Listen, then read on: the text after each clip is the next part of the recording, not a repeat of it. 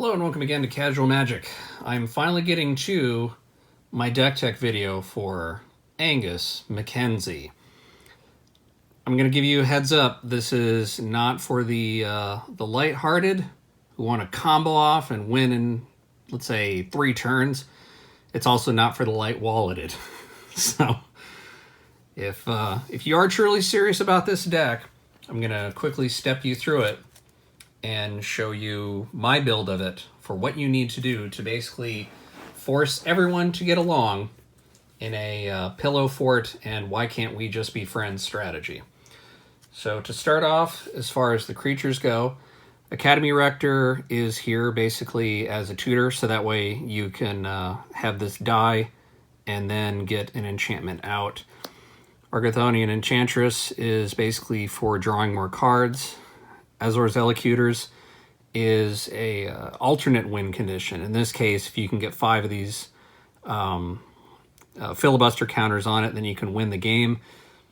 Most likely it's not going to happen. I mean, being a 3/5 creature, there's enough creature removal that chances are this isn't going to stick around, but just in case it does, it's kind of nice to have as backup and an okay blocker.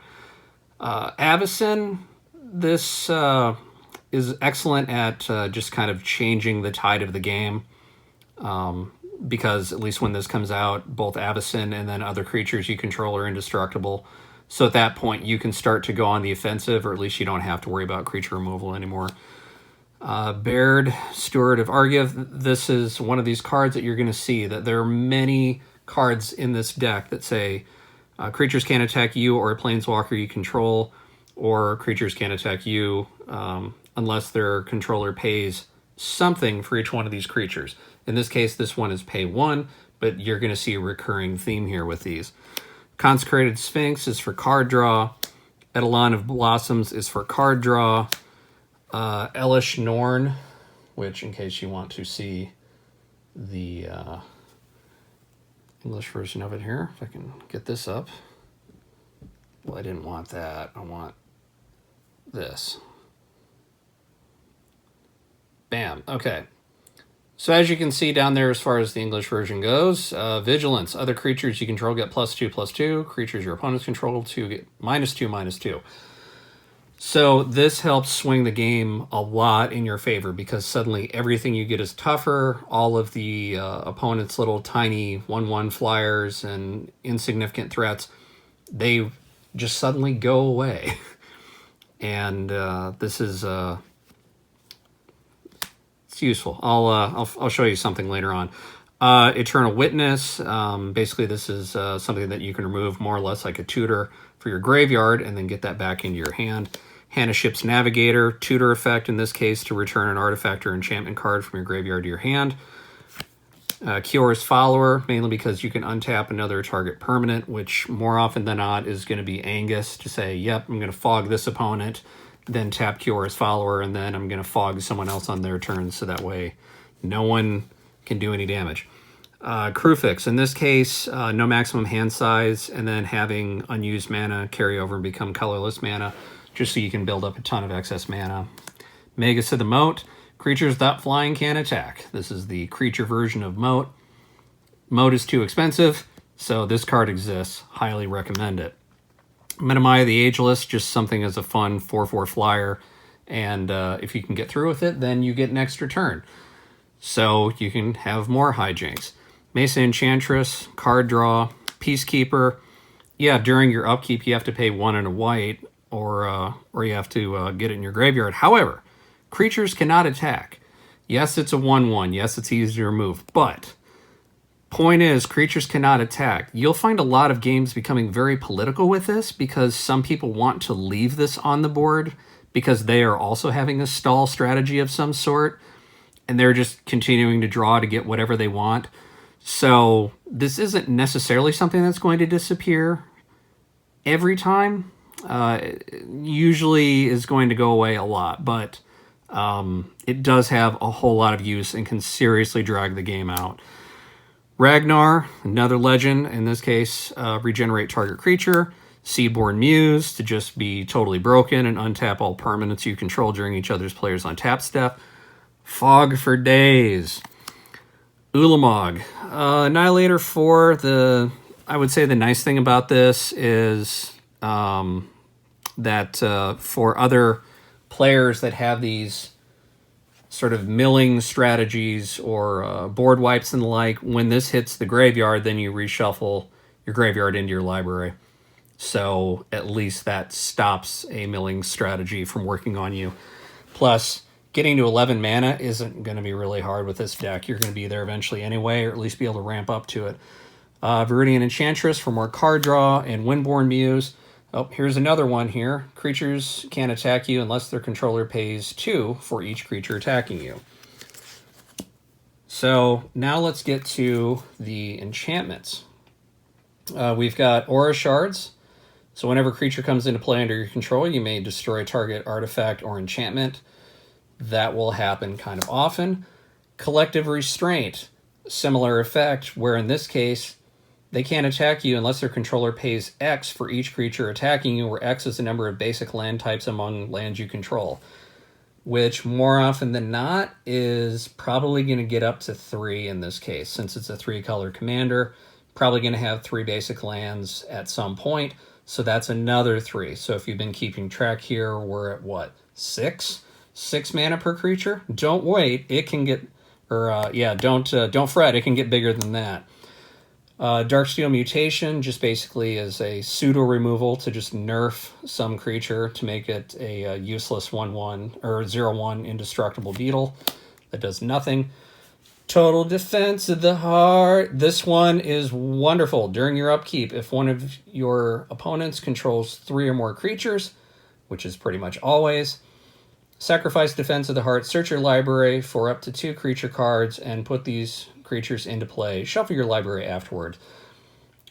You have anything running any sort of large green creature deck, then you can just go to town with this one and go completely nuts.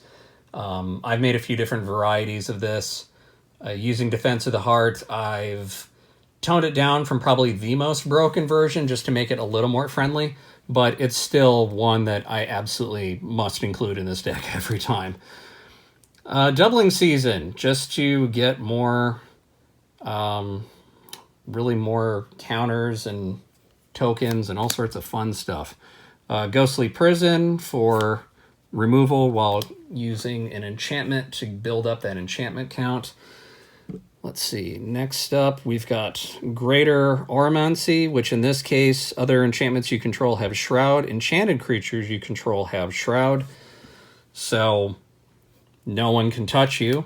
Humility, each creature loses all abilities and is a 1/1 creature. Yeah, okay, so Angus Mackenzie doesn't become that useful, but if you've had Angus get thrown back to the command zone 3 or 4 times and you don't plan on bringing it back out again, I'll get Humility out there. Suddenly make everything a useless 1/1. That's fine, it can happen. Helix Pinnacle. This is an alternate win condition. This is one that at one of these Magic Fests, which for some of you people watching this video, that's the Magic GPs now. We were playing a game. There were 4 of us, and there was one player who had driven there, I think, 14 hours taking turns with his friends. And I said, look, I drove several hours to get here too. I just want to play. I don't care about winning. I've clearly built this Angus Mackenzie deck to just keep playing forever if necessary. I'm here to have a good time, and I want to play until we run out of time and go to turns. So if that happens, I'm satisfied. And one of these other players is like, yeah, that's a great idea. I'll support that too. And there's another player who was trying to win at some point, and then we kept stopping him because we wanted to play. And he's like, I haven't had lunch yet. I gotta go. Please just let me go. Please tell me you have a win condition in there. And I'm like, Helix Pinnacle? And he's like, oh God, please, no. And yeah, eventually there was one time that we all kind of came to an agreement. I wasn't going to fog it. Someone was going to attack him. He was going to declare no blockers, therefore he could lose and he could thankfully go and have lunch. And the rest of us played until turns, and the game was over, and the player with the highest life total won. And that was it. And we had a wonderful blast. We kept the group behind us from getting to their table on time. It was wonderful. We were high-fiving each other, and the judge who was there at the end, we got our picture taken. It was fun. Absolutely loved it. So yeah, throw in a Helix Pinnacle, because why not? Get to 100 mana? It's not going to be that hard with this deck. Karmic Justice. Whenever a spell or ability an opponent controls destroys a non-creature permanent you control, which this deck has a lot, you may destroy a target permanent that opponent controls. Sure. Not that hard to do. Leyline of Sanctity. You can't be the target of spells or abilities your opponents control. Bonus, if you have it in your hand at the beginning of the game, you can toss it out for free. Luminarch Ascension. At the beginning of each opponent's end step, if you didn't lose life this turn, which with this Pillow Fort deck is going to be a lot, you may put a quest counter on Luminarch Ascension, and then for 1 and a white, you get a 4/4 angel creature token with flying, and this happens if Luminarch Ascension has 4 or more quest counters on it, which if you're playing in a multiplayer game is going to happen very quickly and very often, and you are going to be swimming in angel tokens. Likewise, if you have Doubling Season out, you're going to have tons of them, and you can actually start to be offensive with this deck and be attacking instead of just solely defensive. Okay, this one, I'm trying to remember, Mana Echoes? Mana Reflection. If you tap a permanent for mana, it produces twice as much of that mana instead. So let's say you have 10 lands out and you've got Helix Pinnacle there. Okay, well, you've got 20 mana per turn going into Helix Pinnacle, and you can win that just a little bit faster. Mirari's Wake. Creatures you control get +1/+1, sure, but whenever you tap a land for mana, add 1 mana to your mana pool of any type that land produced. So guess what? You're getting even closer to getting Helix Pinnacle in only a few turns. Oblivion Ring for more removal and an enchantment account. Overwhelming Splendor. To enchant a player, creatures enchanted player controls loses all abilities and have base power toughness 1/1, which is sort of humility against one player. And then enchanted player can't activate abilities that aren't mana abilities or loyalty abilities, so it just kind of nerfs them a little bit. At 8 mana, it's really not going to be that hard to get out late game. Actually, for Commander, it's going to be about mid-game. And it's very useful against a trouble player. Privileged Positions. Other permanents you control can't be the target of spells or abilities your opponents control to just protect everything you have. Propaganda. Hey, look, there's another 2 that they have to spend. So how much are we up to now? 8? Great. That's going to keep going. Rhystic Study for card draw. Sigil of the Empty Throne, or as Matt Mercer used to say, Sigil. Whenever you cast an enchantment spell, which you can see is a lot, put a 4/4 white angel creature token with flying on the battlefield. So again, you're probably going to end up with a lot of angels. Song of the Dryads, just pseudo removal in this case to make an enchanted permanent a colorless forest land. Sphere of Safety. See the theme? Creatures can't attack you or a planeswalker you control unless your controller pays X for each of those creatures, where X is the number of enchantments you control. How many enchantments are you going to have out late game? 10? Okay, great. So where are you at? 16? 20 mana per creature to attack you? It just gets insane. No one can attack you by the end of the game. There's going to be so many layers of protection here that it's just going to get out of control.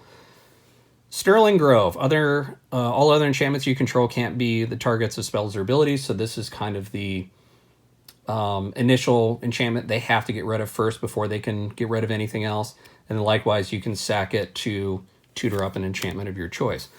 Sylvan Library, basically for a little card draw and scrying, and yeah, in case every once in a while you want an extra card, you pay extra life for it, but who cares? No one's attacking you anyway. Life is a resource. Go ahead and use it for some card draw. And Treachery, because, sometimes it's nice to snatch someone else's creature. And in a way, you kind of do it for free because you get your mana and then you can untap the lands anyway. So those are the enchantments. Now, moving on to instants, we have Beast Within for as another pseudo removal. In this case, if you've got something really troublesome, at least it replaces it with a 3/3 beast creature token.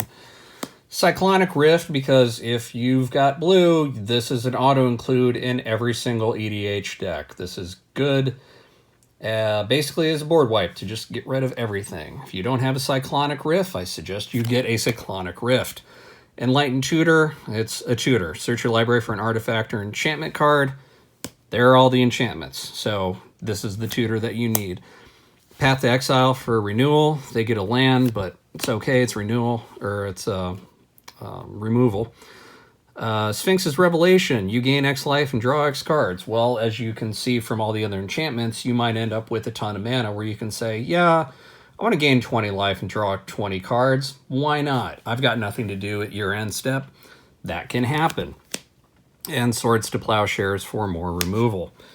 As far as sorceries go, we've got Replenish. Return all enchantment cards from your graveyard to play. So in case there's some sort of crazy board wipe that gets rid of everything, or they broke up your game-winning combo and you want that back, well, don't worry. Replenish is some way to get them all back onto the field. Likewise, if they start loading up your graveyard, well, it doesn't matter. Eventually, you get to replenishment. You get to throw them all back out anyway. Supreme Verdict, because every once in a while you do need a board wipe. And Wrath of God, because every once in a while you do need a board wipe. For artifacts, Chromatic Lantern, which helps with some mana fixing. Lightning Greaves, because it's an auto-include in any EDH deck. Soul Ring, because it's an auto-include in any EDH deck. And Thought Vessel, nice thing about it, you have no maximum hand size, and then you get a little extra mana. For Planeswalkers, we've got Elspeth. This one, the main reason why she's here is if you can get her up to +8, which there's enough protection in here to keep people from attacking you. It's actually not that hard to get Elspeth up, especially if you have Doubling Season out and Elspeth can come in immediately at 8. Then congratulations, you get an emblem with artifacts, creatures, enchantments, and lands you control are indestructible.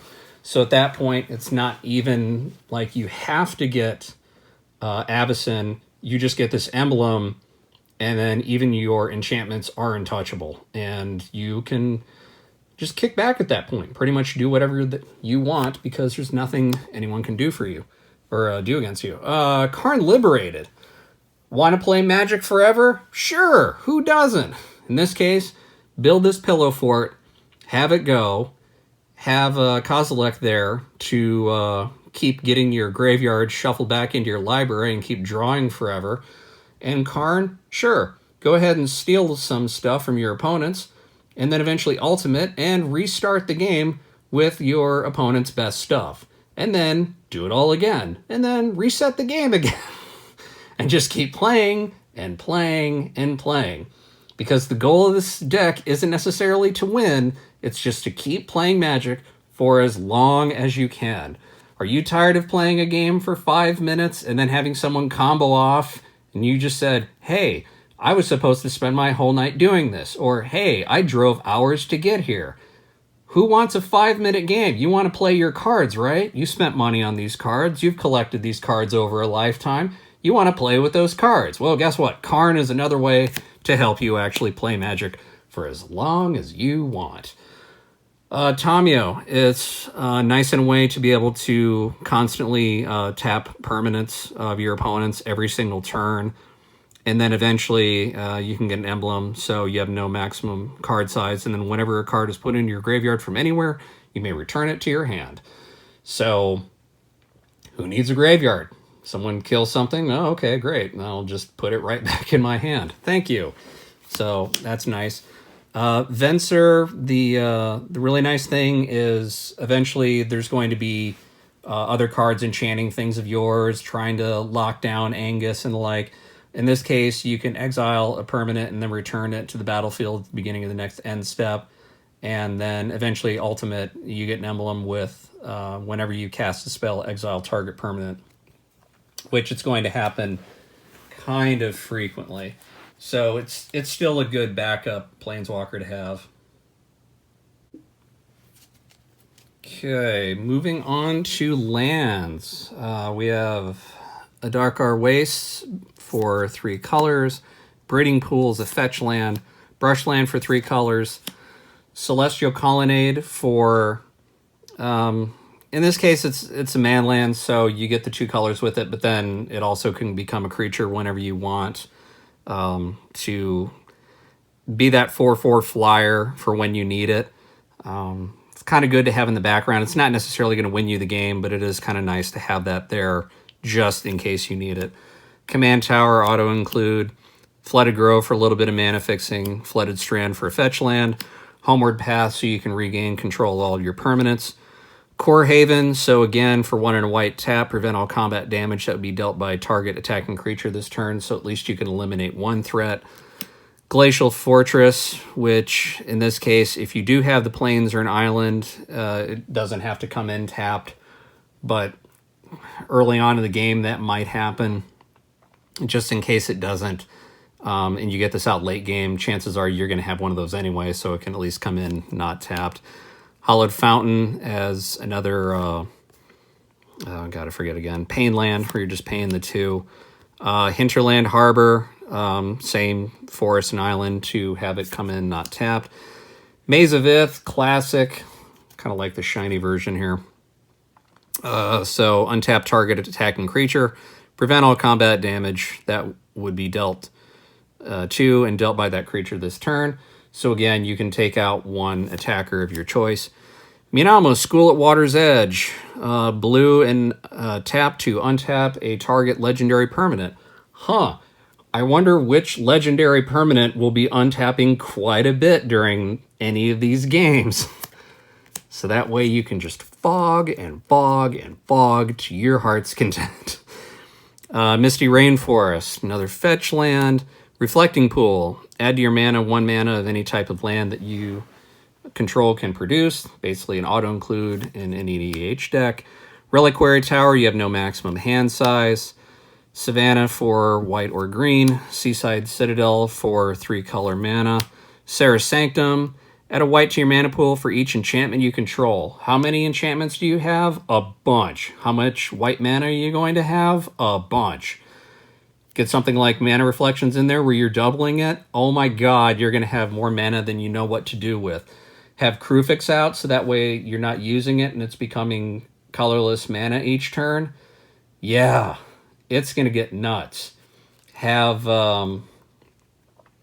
Kior's Follower in there possibly where you can untap and tap this as much as you want so that way you can go, here's a bunch of mana, and then Kior's Follower to untap this and then get another bunch of mana, and then have that all roll over because of Krufix into colorless mana. As you can see, your mana can get out of control with this deck where you have more than you will ever need or know what to do with. Which is, again, why you think, hey, why is there so much card draw in this? Don't worry, if you get the cards that you want, you're going to be able to just play every card as you draw it. Stirring Wildwood, get another man land. Sun Petal Grove, 2 colors, and then Forest or Plains to get it untapped. Another Pain Land. Temple of Enlightenment, you get Scry, and you get your 2 land. Temple of Mystery, you get Scry, and you get your 2 colors. Temple of Plenty, you get to Scry and get your 2 colors. Tropical Island, get your green and a blue. Tundra, you get your blue and a white. Windswept Heath for a fetch land. Yavimaya Coast is a pain land, but that's fine. And then 2 plains, 2 islands, and 2 forests. That makes up this deck.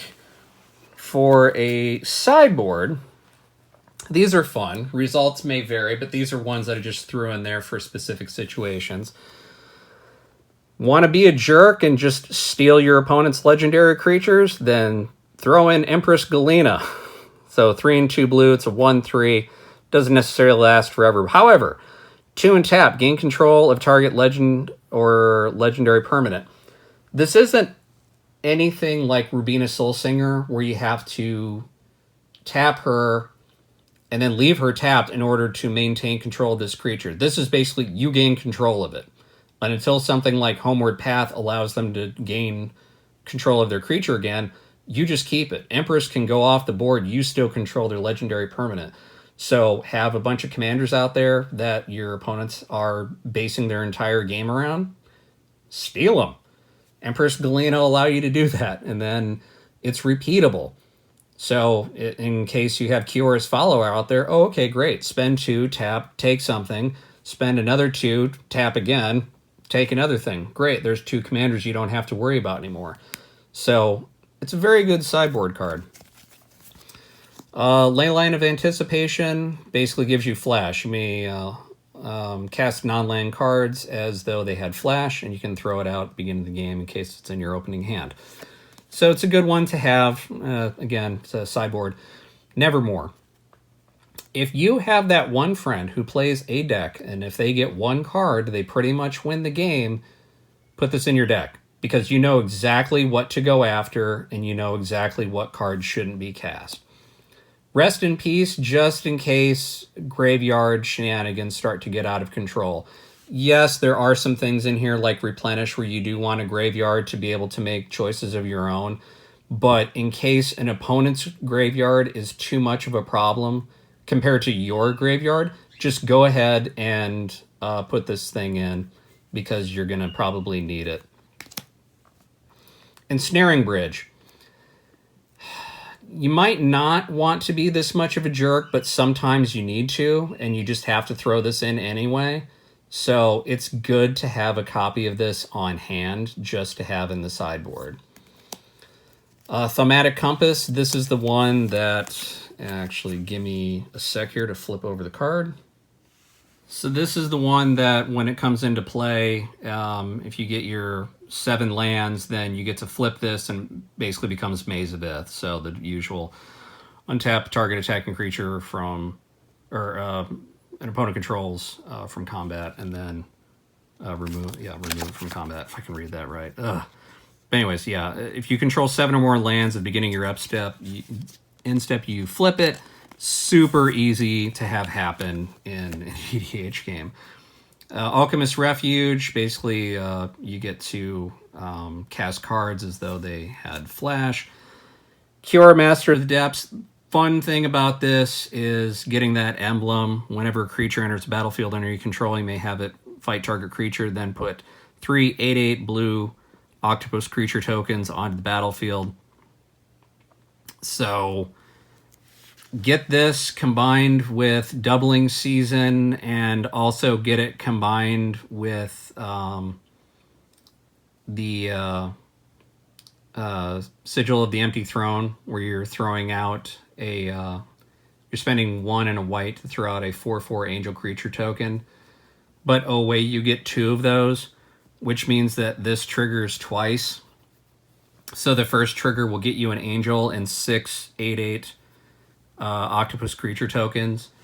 And then the second trigger is the second angel, and then another 6 8/8 blue octopus creature tokens.